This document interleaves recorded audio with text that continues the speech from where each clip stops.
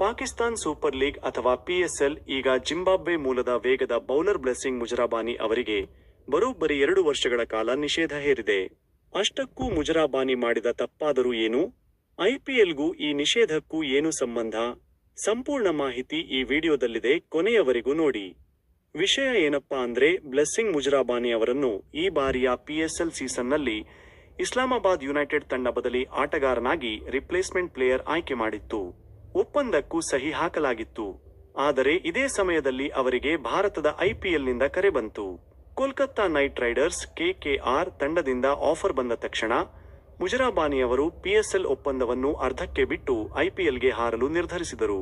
ಈ ನಡೆ ಪಾಕಿಸ್ತಾನ್ ಕ್ರಿಕೆಟ್ ಮಂಡಳಿ ಮತ್ತು ಪಿಎಸ್ಎಲ್ ಫ್ರಾಂಚೈಸಿಗಳ ಕೆಂಗಣ್ಣಿಗೆ ಗುರಿಯಾಗಿದೆ.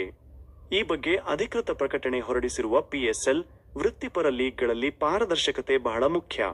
ಒಂದು ತಂಡದ ಜೊತೆ ಅಧಿಕೃತ ಒಪ್ಪಂದ ಮಾಡಿಕೊಂಡ ಮೇಲೆ ಅದನ್ನು ಮೀರಿ ಇನ್ನೊಂದು ಲೀಗ್ಗೆ ಹೋಗುವುದು ಕ್ರೀಡಾ ಸ್ಫೂರ್ತಿಗೆ ವಿರುದ್ಧವಾಗಿದೆ ಎಂದು ಹೇಳಿದೆ.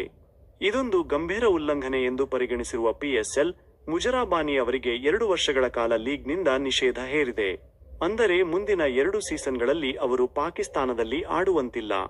ಪಿಎಸ್ಎಲ್ ಕೈಬಿಟ್ಟರೂ ಮುಜರಾಬಾನಿ ಐಪಿಎಲ್ನಲ್ಲಿ ಮಾತ್ರ ಮಿಂಚುತ್ತಿದ್ದಾರೆ. ಕೆಕೆಆರ್ ಪರ ಈಗಾಗಲೇ 2 ಪಂದ್ಯಗಳನ್ನಾಡಿರುವ ಅವರು ಈಡನ್ ಗಾರ್ಡನ್ನಲ್ಲಿ ನಡೆದ ಸನ್ರೈಸರ್ಸ್ ಹೈದರಾಬಾದ್ ವಿರುದ್ಧದ ಪಂದ್ಯದಲ್ಲಿ 4 ವಿಕೆಟ್ ಪಡೆದು ಅಬ್ಬರಿಸಿದ್ದಾರೆ.